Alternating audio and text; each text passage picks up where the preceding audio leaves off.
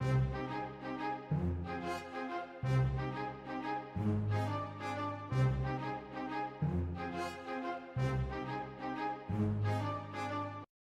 is OnSpec? It's a magazine. It's a literary journal. It specializes in literature of the fantastic, and it's a quarterly journal. Comes out 4 times a year. Basically, it starts by trying to get the stories. So we have to put out a call for submissions from writers. That comes in through our email. Okay, we'll accept submissions up to such and such a date. And then we say, here we go. Each of the editors reads stories. We cull the original, say 300 or so that come in down to about, say 65 or 70.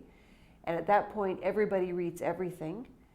Fight night is what we editors like to refer to as the night that we get together and basically discuss all the stories that we've read.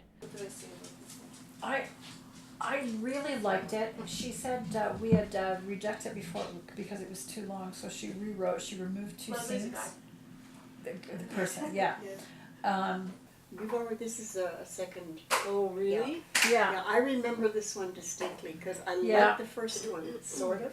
And Yeah. this one I actually like. OnSpec is one of the only magazines I know right now that will give a writer advice with the reject. A lot of times, you know, they get you get a rejection slip from a publisher, and it just says, "Sorry, doesn't suit our needs at this time." But we have a lot of, Diane does a lot of this. She will say, "We like this story, but," and then give the writer advice. And sometimes we don't want the story, but still the writer gets some advice on how to improve his or her work. I'm not sure what it was about, Yeah. but it's fascinating. That's what I thought. I said, this is the kind of story that people will read and reread. I liked it better than the other one because they were very similar. And it kept me reading. But then when I read it a second time with this batch, I went, well, it's not really very exciting, is it? So I'm okay with not going there. We're getting stories from Australia, we're getting stories from Hong Kong, we're getting from the States, from other parts of Canada, and more people are hearing about us. A lot of that is because of the internet, because of the writers' markets that are online, and they're everywhere. And so, you know, we're just sort of on that checklist. We accept stories that we like. We accept stories that are well written, stories that have strong characters, stories that are very strong genre stories.